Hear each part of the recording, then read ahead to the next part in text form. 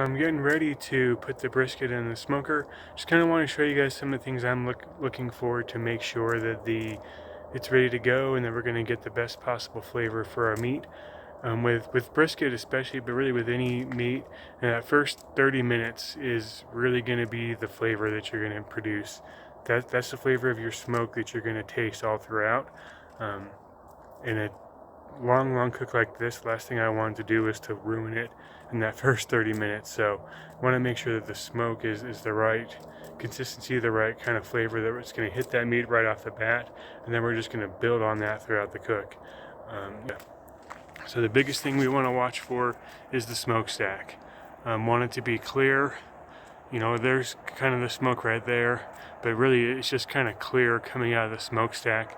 Maybe a little bit of bluing in it, but that's okay. What we don't want is big, huge, black, puffy clouds of smoke. The way we avoid this is by just having a roaring hot fire. Don't want the logs simmering, don't want them smoldering. We really want the fire just to be producing that good, clean smoke.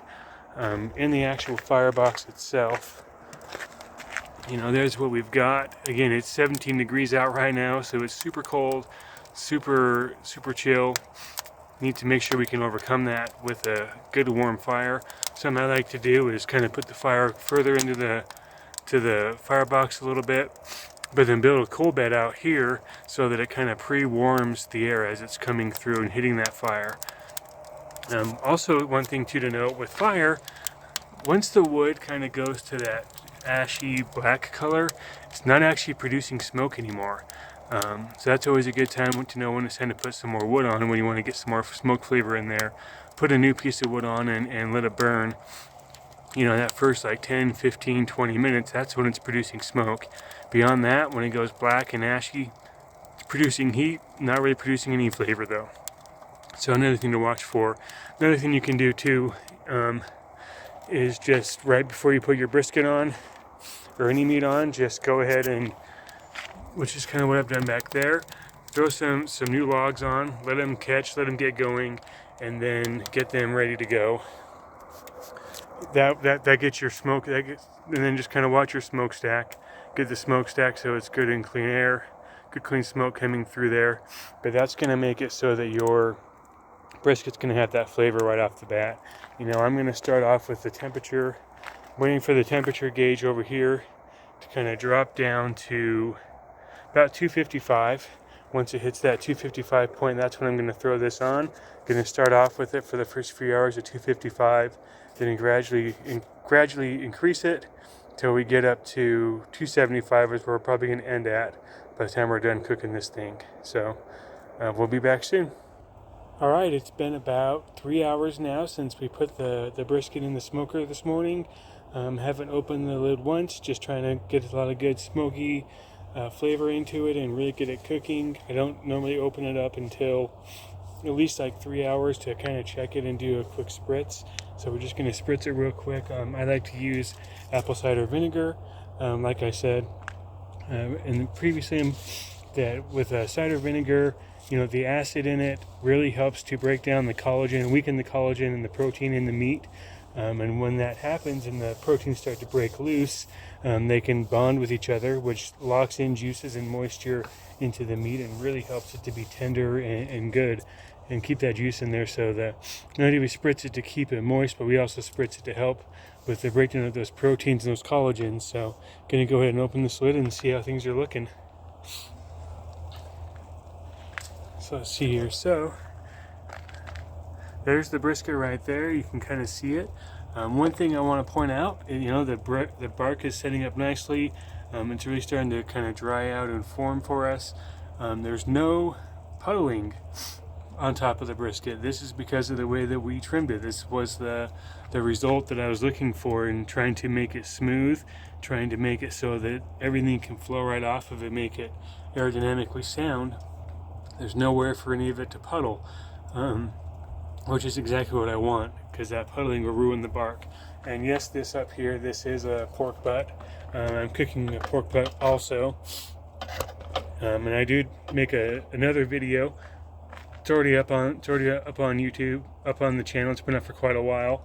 but I made it a while ago. If you want to see how I make pork butt, it's on there. It's not this pork butt, but it is a pork butt that I made, different one. So when I do the spritzing, I don't like to have like a mist on the spritz, because if you mist, as soon as it hits the meat, it's just going to evaporate. It's not actually going to stay there. But I also don't want to have like a stream to where I'm going to knock the bark off. So kind of like an in-between, just kind of like feather it and just really get it. Just kind of hit the dry spots, hit this front really good, just to keep it from drying out, keep it moist. We'll do this on the pork butt as well. It's in here. And then I'll go ahead and close the lid. And so something that I'm going to do is I'll just come out here and I'll check this about every hour. At this point, just come out here and check it, spritz it, close the lid, and keep doing so until it's time and ready to wrap. Once we get to that point, we'll come out here and I'll show you how to know when it's ready to wrap and how to get it ready for that next step of the cook. All right, so now it's been several hours since the last video. We're up to about 6 hours with it in the smoker. Just want to come out here and check it, see what it looks like, see how things are coming along. I think it's probably about close to being ready to wrap. One thing I did want to note, so for the first 3 hours, I kept the temp at about kept the temp right at 255. Keep it right there. Try to get as much that good smoke flavor in there. Trying to cook it too fast. And then after I check it and I do that first spritz, at that point I actually bumped the temperature to about 265 and have been keeping it there ever since. Once we wrap it, then I'll actually go ahead and bump the temp to 275 on this, and then you keep it at 275 all the way to the end.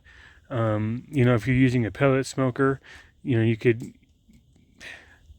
Everybody says 225 is the temp you want to go with. I would say probably start at 225, but then you could slowly bump the temp on that also. The most important thing with brisket especially is you want to just have that consistent temperature, so the pores of the brisket will actually open and close as you have too much temperature fluctuation. So you really want to try to keep a good, consistent, even temperature running all throughout the cook. That's super critical, super important. Best way to do that is just watch your temp gauge over here on the smoker, or use your meter.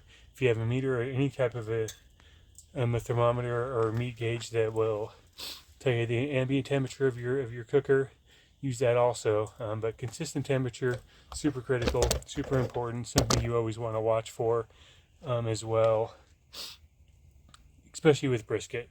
Keep that temperature consistent and make sure the brisket, those pores don't open and close too much to where the meat isn't as good. If you've ever been to like some of those more famous or popular barbecue chains where you look at the brisket, it looks like it almost has like little air bubbles in the meat. That's what happens when you have inconsistent temperatures. The temperature goes up and down, too much fluctuation, and you end up having those bubbles that you just don't want. Doesn't make the meat very good. Brisket is not as good as what it should be in that case. So let's go and open this.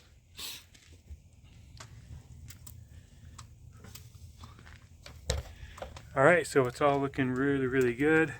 Again, no puddles forming on the brisket, which is exactly what we want to see.